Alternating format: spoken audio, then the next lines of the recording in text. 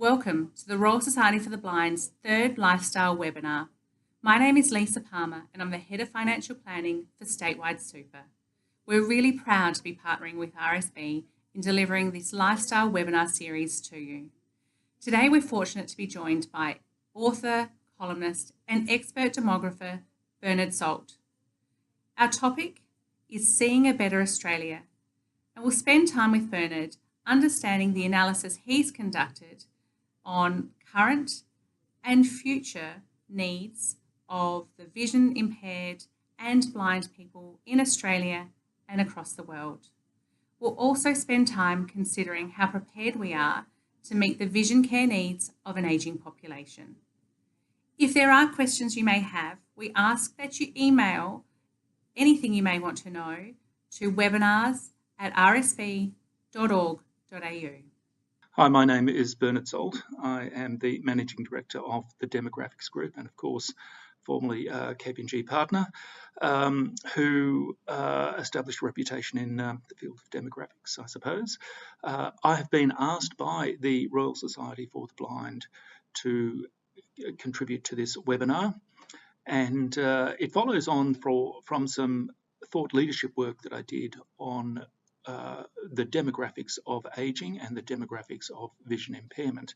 There is a document floating around where I talk about how many people have vision impairment in Australia, and my numbers suggest that there is around about 640,000 people over the age of 55 that have vision impairment, and of that around about 82,000 severe vision impairment, I suppose a form of blindness, if you will. These are largely baby boomers these days over the age of 55, and it's about 1 in 10 people over the age of 55 have some form of vision impairment.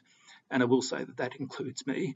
I do wear glasses for reading, so I suppose that's I'm in that number. It is, in fact, part of the ageing process. Macular degeneration, of course, is a significant issue in the ageing process, and it's a matter that does need to be addressed by Australian society going forward. We have 5 million baby boomers born 1946 to 1964, ranging from 55 through to 70 today. Midpoint is about 61 or 62. So the baby boomer generation is very much right in the firing line of a diminution of vision quality going forward. And so this is going to create great health challenges for Australia and Australian society going forward. Is there no end to the health issues that the baby boomer cohort will have to endure over the next decade? Bernard, how do you see this playing out? Of course, these numbers will increase in the future as the baby boomers push beyond their 60s and into their 70s and beyond. By 2028, the estimates are that there will be close to 800,000 Australians over the age of 55 with vision impairment. That is up 160,000 on the current number, which means that about 16,000 extra Australians every year over the age of 55 will suffer from some form of vision impairment. This is quite a significant increase, and of course it's driven by the ageing of the baby boomer generation. So there is going to be a requirement for greater resources, greater pressure, more requirements for optometrists and ophthalmologists going forward, I would imagine, and increasingly, of course, a requirement for more funding. The issue here is that it's not just vision that diminishes with age. A whole range of other matters come to the fore. So I can see this being quite a challenge for Australian society, and a great challenge for groups like the Royal Society for the Blind to make sure that they are able to advocate for a fair share of the health, wellness and ageing budget going forward in order to maintain or even improve the quality of life for people in their 60s and 70s. I will also say that this is not just an issue for people in that age group. Of course, the vision impairment can apply right throughout the life cycle, and blindness, of course, affects everyone, or can affect everyone at any age. It's just that it's more prevalent, of course, later in life. So even though the demographics suggest that it is the baby boomers that will lead the way in terms of demand for services and funding in this matter going forward, it's important to realise that this is something that does affect all Australians. What can government do about the looming issue of vision impairment for an ageing population? Is this just a funding matter? This, of course, begs the question of what governments can do, and governments can do what governments do best, and that is fund. The problem there is, as ever, in order to fund one program or one priority, that you need to take it away from another, or increase taxes, or a combination of both. I feel that certainly with the right advocacy, with the right awareness, as a society, that's all we can do. Put forward our case, or put forward the case for providing funding and infrastructure and services and research for vision impairment, so that we as a society can say, well, here is how we want to mitigate the effects of this process of ageing in the future. All we can do as a society, I think, is to make sure that we are fully aware of the facts, and hopefully my modest contribution in my thought piece around the basic numbers of 640,000 over the age of 55 up to 800,000 over the age of 55 with vision impairment over the next 10 years. Very simple, very clean, very easily understood numbers, significant numbers requiring funding. The other thing, of course, that governments can do is simply raise awareness. And so awareness programs, webinars like this, the terrific work that is done by the Royal Society for the Blind, all part of the story of bringing to the fore, making people aware of many of the issues that are associated with ageing, with vision impairment, and even with blindness. In fact, I think it's very sad in some respects that many afflictions or many conditions, and therefore many Australians, are subjected to health challenges that are not always brought to the fore. I think as a society we need to make sure that everyone in need has access to the right services, the right facilities, and is given the opportunity to live the very best life that they can.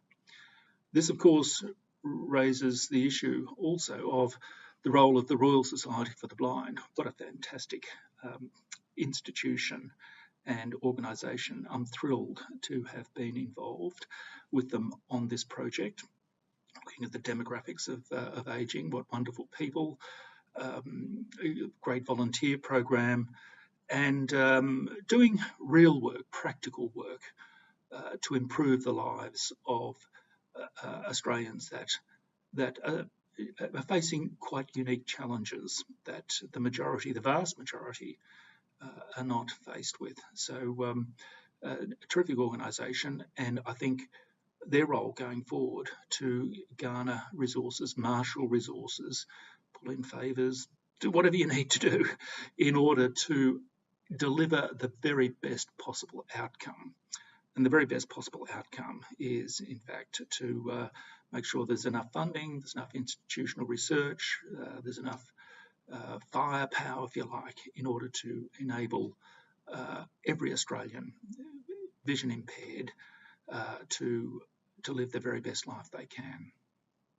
What can the Royal Society of the Blind do to mitigate the vision impairment risks for an ageing population?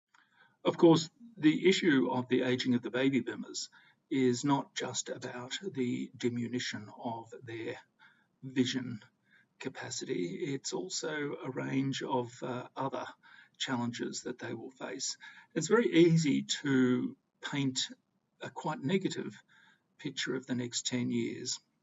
as the baby boomers push beyond the working life and into early, hopefully active retirement. But in many respects, I would argue that this is a very positive phase in Australian history. You have 5 million people pushing out of their 50s into their 60s and early 70s. This is still a young, relatively young, active stage in the life cycle. In hopefully the health challenges that they're facing are impairment as opposed to losing capacities altogether. That hopefully that they have managed their finances so that they're reasonably financially secure, that they have their family around them and so forth. I know that this is not always the case for everyone, but hopefully that's the case for the majority. You could argue this is going to be it's a golden stage in Australian history and in the life cycle where so many people make a contribution to society through volunteering, through legacy, through mentoring, through coaching, through being directors, through being umpires and referees and fundraisers at local sporting events and so forth. So you could argue that the next 10 years really is going to be a very positive phase in Australian history because of this giving back civic contribution stage in the life cycle. The 2030s perhaps might be a little more challenging for the baby boomers as they push late 70s and 80s, of course. But again, this is all part of the grand circle of life, isn't it? If anyone's going to make statistics on vision impairment across Australia interesting and insightful, it's certainly going to be you, Bernard. Can you share with us what you've got next on your agenda? What's next on the agenda for myself? Well, of course, I retired from the KPMG partnership in the middle of 2017. And I thought I would just wander off and do a bit of speaking, a bit of writing, but such has been the demand for my services that I've continued on. And I will say that I'm very much enjoying it, making a contribution. I think that there is a role and a requirement for people to make that bigger picture observation about Australian society and how we've changed. There's any number of people, accountants and MBAs and other corporate whoever, to interpret whether this quarter is better than last quarter and whether we can expect more growth next year than last year. It's very short-term focused, and I sort of get that. Sometimes I think that it's worthwhile to see that bigger picture. Where were we 20 years ago? Where might we be in 20 years' time? And that's the niche that I particularly like. I like dealing with the here and now. I like dealing with that bigger picture, high altitude view of Australia. So that's where I intend to be. I intend to continue floating about, speaking and writing and doing whatever I can, hopefully, to make a contribution. And later in life, you do want to leave a legacy. You want to make a better Australia in the future than we've had in the past. That's what you really want in society. And I have one final question for you, Bernard. How's your eyesight? How's my eyesight? Well, in fact, I do wear glasses to read, but in fact, I quite enjoy wearing glasses. You can change your look every 2 or 3 years or so. So yes, I don't mind it at all. Sometimes it's a bit annoying when you can't find them, or they're dirty, or they get scratched, or whatever. But then that's part of life, isn't it? So yes, everyone thinks they're special, but the more I look at demography, no one is special at all. Least of all me. Right down the middle, baby boomer, and aging just like any other baby boomer. And just to sign off at the end, I'd like to thank the Royal Society for the Blind for the opportunity to have written my thought piece on the demographics of ageing and vision impairment in Australia. I have loved working with the organisation, doing the video clips and doing this webinar, if I can master the technology. It's also a wonderful sense of making a contribution to a part of society that sometimes need a hand, and why not lend a hand where you can.